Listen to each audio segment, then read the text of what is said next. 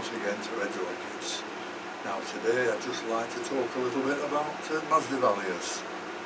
I haven't been keeping very long and I don't know too much about them. I've learnt a lot from Micks masdevallias, and if you want to try and keep masdevallias, I would recommend you look at his channel. But today I'd just like to give you some information how I'm trying to keep them and trying to get my plants just as good as Micks.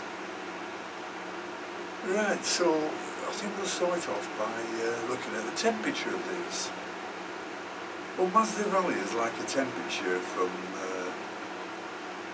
6 centigrade to around 23 centigrades. But they must have a differential of at least 10 degrees between night and day. There are some species of masdevallias which need higher temperatures. I think I've got one there called the striatella that likes it quite a bit warmer. And the cooler you grow them, the more solid the plants will become, and they're more sturdy, and they will have much bigger and better blooms.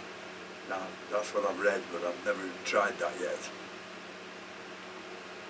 Humidity they require around about 65–75% being ideal, but a bit less humidity if growing at cooler temperatures I think should do fine. They like low to medium light, and as with all other orchids, too much light will cause the leaves to go yellow and eventually sort of deteriorate.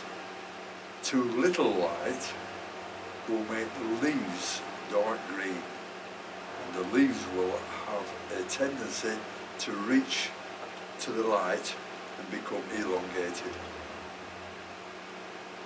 Now for fertilizer, I like to fertilise these every 2 weeks with a very weak solution of calcium nitrate, Epsom salts, liquid seaweed, things like that. Around about 140 TDS. Now, masdevallias have very fine roots, so I don't like too strong a fertiliser. And I'd like to remind everybody never to put fertiliser on dry roots. So if putting fertiliser on dry roots, you'll burn the roots and kill them off. And I think it's very important to flush masdevallias like I do with all the other plants, to remove any excess salts from the medium. Now I like to use a little bit of Epsom salts in the flushing mix, which adheres itself to the unused salts and helps to remove them. I like to do this every month, and I also like to immediately follow the Epsom salts flush by flushing again with clean water, just to make sure that you're ridding the medium of as much unused salts that you can. Now I know I go a little bit over the top on flushing, but as you know, flushing is highly recommended for all plants, especially orchids. Now once they've flowered these, that's the time to repot them.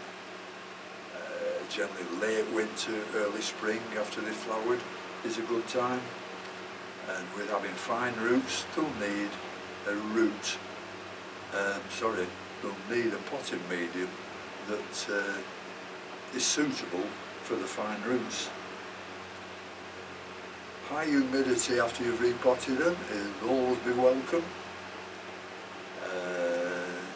but you can always keep them a little on the drier side after repotting, and start watering them properly once the roots have started growing. Anyhow, that's about all I can tell you on these, but they like good air movement at all times, you know, so they're just moving in the air and one thing and another. And I think if you follow all them things that I've just said, you won't go so far wrong. But don't keep them too warm. That's very essential. So we'll just have a look at a few of these that I've got. Now some of these are flowered, but there's none of them flowered that well yet. The first one is, this has some beautiful blooms on it, the granulosa, and the perfume from them is absolutely beautiful. And this looks like they're getting ready for watering now, so I shall do these after I finish this video. That's granulosa, beautiful, beautiful flower, and excellent perfume off it. This is a Vecchiana that I've got from Europe, and it bloomed once, so very, very nice, but just the one bloom on it, and I think I might have overpotted this a little, so I might have to attend to that one.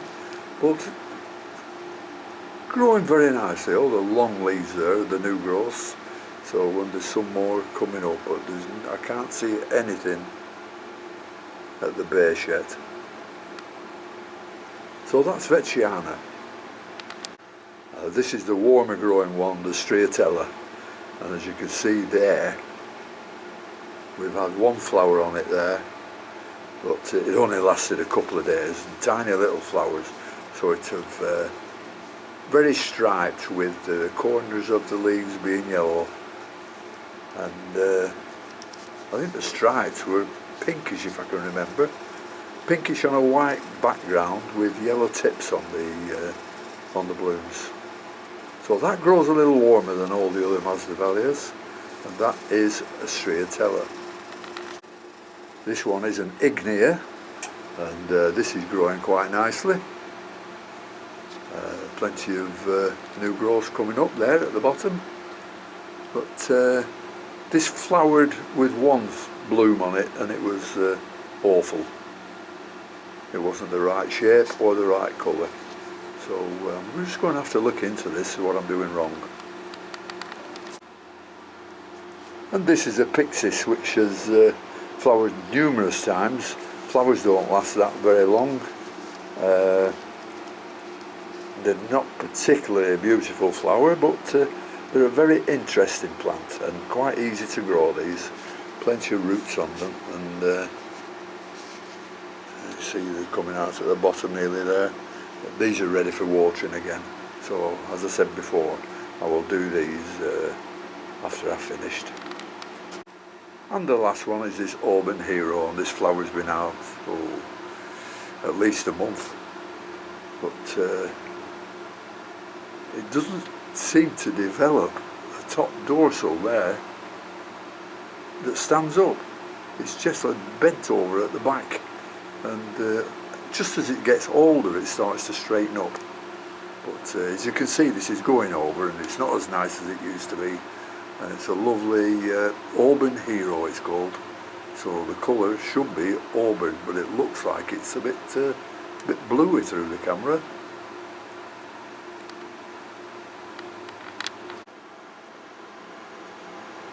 Anyhow, that's all about the Masdevallias I can tell you, and I'll repeat again, if you want to know more about Masdevallias, go along to Micks Masdevallias. It's a great channel, got some beautiful ones. Or Lynn Smith, she's got some very, very good ones.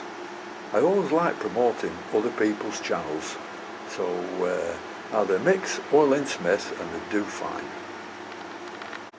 Well, this is the first. I've just noticed this. I'll just have a quick glance and look at it when it's fully open.